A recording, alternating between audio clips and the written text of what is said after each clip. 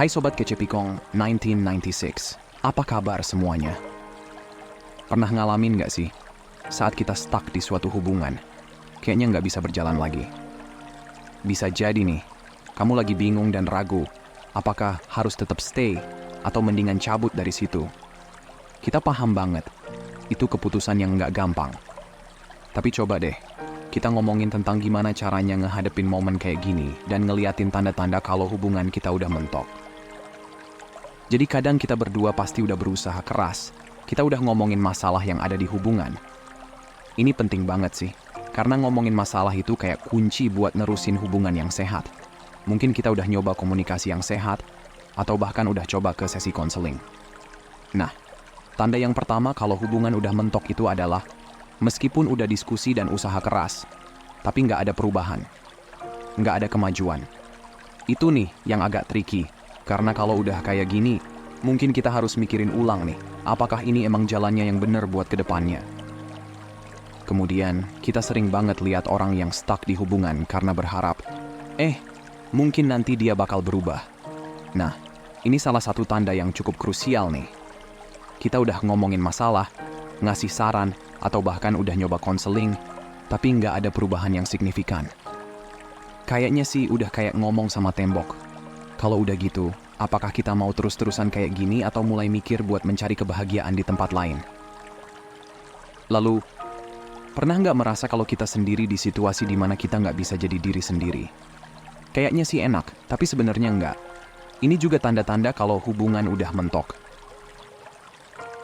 Misalnya, kita udah sampai pada titik di mana kita merasa kudu ngubah diri kita sendiri buat bikin hubungan ini tetap berjalan. Ini nih yang biasanya bikin bingung. Apakah ini beneran worth it atau enggak? Soalnya, kalau kita udah mulai ngubah diri kita sendiri yang sebenarnya, itu nggak bakal bisa bertahan lama. Dan di momen ini, kita butuh jujur sama diri sendiri apakah kita beneran bahagia kalau harus terus ngelakuin hal yang kita nggak banget. Selanjutnya, yang juga bisa jadi tanda bahwa hubungan kita udah di ujung tanduk adalah komunikasi yang nggak sehat. Ini beda tipis sama yang pertama, tapi lebih ke arah cara kita berdua ngobrol. Jangan salah, kamu nggak sendirian kalau ngalamin ini. Terkadang kita berdua bisa jadi sibuk ngomongin hal-hal yang nggak seharusnya atau malah bentrok terus. Ini bisa jadi tanda kalau kita berdua udah kehilangan kedekatan dan keintiman. Nah, kalau udah begini, waktunya buat refleksi dan ngeliat apakah kita mau terus kayak gini atau enggak. Tapi yang paling esensial dari semuanya, kalau udah nggak ada trust alias kepercayaan, itu bisa jadi petanda bahwa kita berdua udah di ujung tanduk. Yap, trust itu kayak fondasi buat hubungan kita. Kalau udah runtuh, susah banget bangun lagi. Kalau kita udah merasa nggak bisa percaya sama pasangan kita, dan udah berulang kali nggak ada perbaikan, mungkin kita harus mikir ulang. Apakah ini beneran worth it buat diterusin? Terakhir, yang nggak kalah penting adalah kurangnya koneksi di antara kita berdua. Kalau kita merasa ini cuma kayak dua orang yang toleransi satu sama lain, tanpa adanya kebahagiaan yang beneran, itu bisa jadi pertanda bahwa hubungan kita udah kehilangan kualitasnya. Koneksi itu penting guys, buat kebahagiaan jangka panjang. Intinya, kita harus jujur sama diri sendiri. Kalau udah ngerasa ini bukan lagi hubungan yang bikin bahagia, mungkin waktunya buat mikirin jalan keluar yang terbaik. Ingat, setiap orang punya hak buat bahagia, dan nggak ada yang salah kalau kita memilih untuk berhenti di titik yang tepat. Jadi, teman-teman, ketika kita mulai melihat tanda-tanda yang mungkin menunjukkan bahwa hubungan kita sudah berada di ambang keputusan sulit, penting untuk diperhatikan. Kita harus jujur pada diri sendiri dan pasangan untuk menyadari apakah masih ada ruang untuk perbaikan atau jika saatnya untuk mengambil langkah yang lebih baik.